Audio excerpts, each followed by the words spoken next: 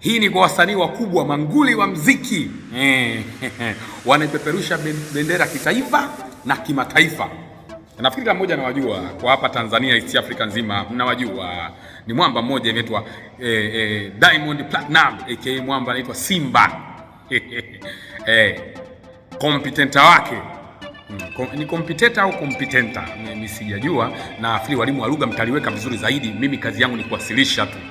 Presenter Chetu MC Master of Ceremony International. Bwana ni hivi.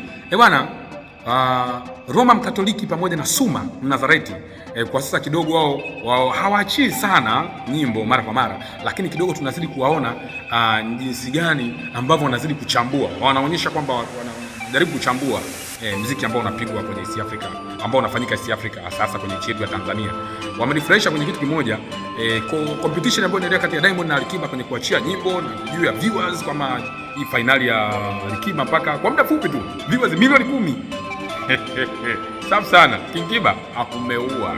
Lakini shida ni moja, Suma Mnazareti amekataa kabisa, amekataa katukatu. Suma Mnazareti amekataa katukatu kitendo cha yeye kusema kwamba eti yeye ndio king wa Bongo Flava.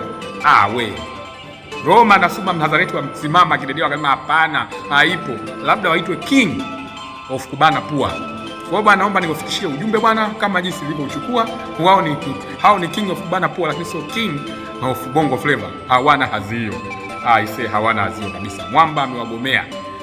Labda ukubali tu kweli kwamba bwana wamepambana kwa namna moja au nyingine kuweka lebo kubwa, kwa mfano kama Wasafi Media, Crown ile pale ni media pia kubwa ile ambayo iko chini ya mwamba mmoja anaitwa Alikiba. Safi sana, saluti.